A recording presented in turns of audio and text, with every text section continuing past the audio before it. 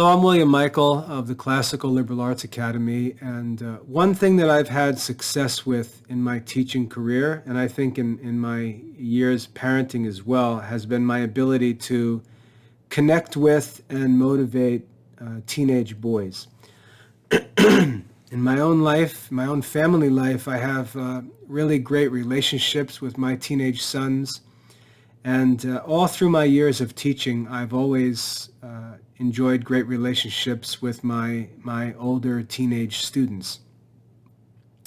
One of the reasons why I think that I've enjoyed these relationships is because some of my classical studies and my Catholic catechesis has helped me to understand the teenage years in a way that I think many Catholic parents don't, and I think Catholic parents tend to make mistakes misinterpreting events in their teenage sons' lives, and that leads to lots of problems in their relationships, and in the worst case situations, causes those relationships to break and motivates those young men to actually try to get away from their families and leave home and things like that, which isn't good. I've only got a few minutes tonight to talk about this, but I'd just like to share the basic gist of the message that I communicate with boys, even with my own sons, which I think is effective. The church teaches that parents have no right to tell adult children what to do. We can offer advice, and that advice should be requested by our children because they have their own life, their own free will, their own rights to make decisions about their state of life, the work that they're going to do, whom they're going to marry, if anyone, and so on. Just as we parents have that right in our own lives. I mean, I don't consult with my father when I make decisions. There are some issues I might seek some advice or input on, but generally I have my own advisors that I turn to and sources that I look to, and they're not necessarily my father. And that's been true since I've been 18 years old. So I would be a hypocrite to try to take away from my sons or my students the kind of independence that I've enjoyed as an adult throughout my life. And the church teaches that this is the right of adults to choose their own course. After all, the adult is the one who has to do the work in his life, and that's why he's the one who gets to choose what work he's going to do. He's got to provide for a wife and love his wife. He gets to choose who that wife is going to be. And this gets especially difficult where the son starts to make decisions about religion for himself. He decides he's not going to go to church anymore. He's not interested. He's got other priorities. He's got other things on his mind and so on. These are hard situations for parents to deal with, hard events for parents to understand, and often they interpret them wrongly, make too much of them, and so on, and it can really ruin relationships. One thing I teach teenage boys is that they have this right to make their own decisions in life, to get their adult life started. And when they're 14, 15 years old, I start to prod them with this reality from a different angle. I start to tell them that the way for them to become independent, to be responsible, is by taking responsibility for their studies. I tell them that, the church teaches that they have freedom, they have the right to make their own decisions, but they have a responsibility to make good decisions. They don't have any right to make foolish decisions. And so I encourage them to take hold of this independence that lies ahead of them and prepare for it, to make responsible use of it. And I start to tell them stories about famous young men in history that did extraordinary deeds and practiced virtue and were wise even from their youth. Talk about men like Alexander the Great and King David, just stories of young men who were wise beyond their years and took hold of the opportunity when they were young to distinguish themselves and to prove themselves mature and strong and independent, and so on. And boys respond well to that message. There's a scene in Homer's Odyssey where Telemachus talks back strongly to his mother. And it's an example of this moment where the mother is still talking to this teenage son like he's a little boy, and the boy responds with the spirit of a man, and it shocks everyone in the story. And the point of that in the story is that Telemachus is becoming a man. And this talking back to his mother could be interpreted as being disrespectful, but the reality is it's a sign that his spirit is changing and he is becoming the man that his family actually needs him to be. So it's a good thing. Even though on the surface there's what appears to be a bad response to his mother, to wise men, it's actually understood to be a good sign. And that's one of the lessons there of the coming of age of Telemachus in the Odyssey while his father Odysseus is away. And this is what we experience in the lives of our sons when they're young. It's difficult for parents to deal with this age because they're still trying to control the household, especially when they have younger children. And they've got this older son beginning to, spread out his wings a little bit and start to stand on his own legs. It's difficult in a family because the parents still have to maintain order. They still have to keep younger children in discipline. And when this older son begins to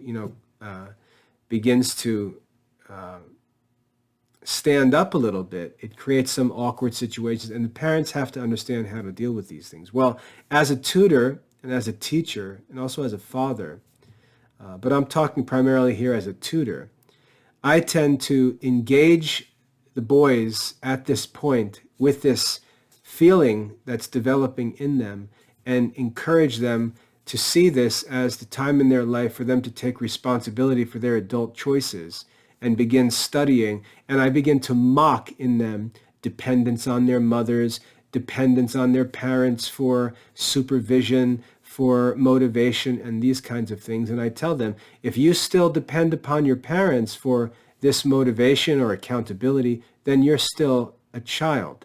If you want to become a man, then you've got to become the supervisor of yourself. You've got to become self-managed. That's what it means to be an independent man. And young men respond well to that message. And they begin to see that not doing their studies, not managing their time, not taking care of themselves personally is a sign of childishness.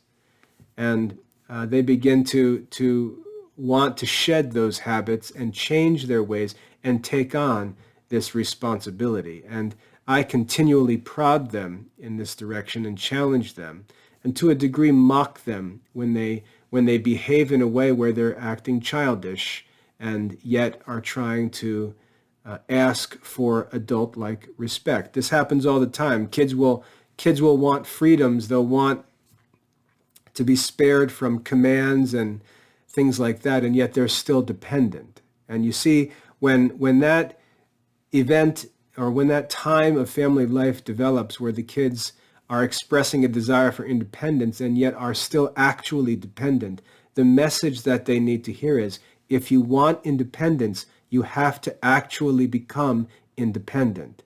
And most kids respond well to that message.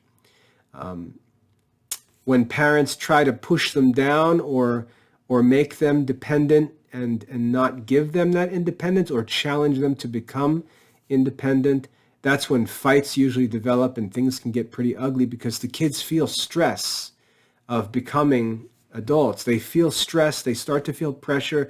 They know that they're supposed to be doing things, and the resistance and the suppression of that growth from their parents can come to a real, a boiling point where things get ugly fast. And the worst thing that can happen is the kid busts out of the house and leaves because he feels that his independence is being, threatened, or that his his opportunities in life are going to be ruined by parents trying to control his decisions.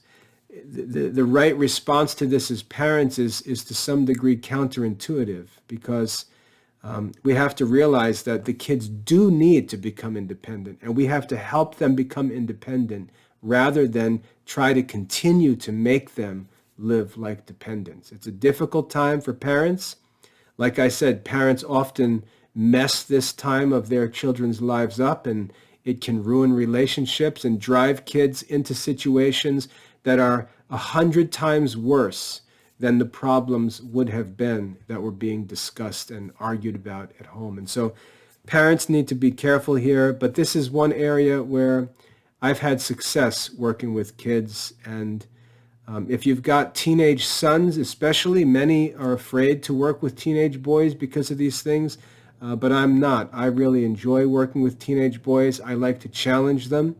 I find that I'm able to connect with them and develop good relationships with them, but I deal with them in a no-nonsense, mature way, which is what I think they need and what they respond well to. The worst thing for them is to treat them in an immature way or make them do things that just aren't appropriate for young men, continuing to make them do childish things, or to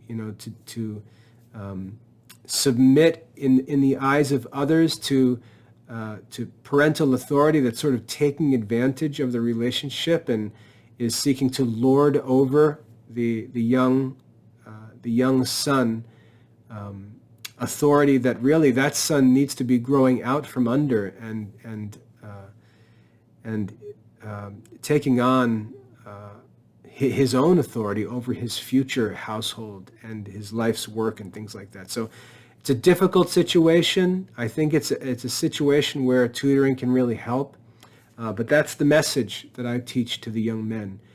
If you want to be independent, it's time for you to become independent. And that doesn't mean independent from your father's will or independent from your mother's commands. That means independent of your parents' pampering and care for you.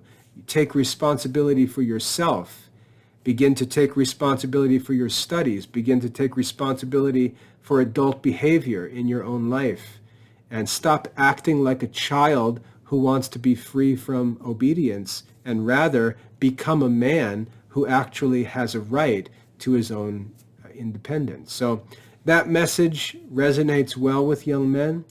I think that's the reason why I've had success through the years. And if you've got a teenage son that you'd like me to work with, know that I'm happy to work with older students. And like I said, I think I am pretty good at connecting with them and challenging them to grow up and get going with adult responsibilities. So I wanted to share that because I know it's a really difficult time, especially nowadays when everyone's talking about kids leaving the church.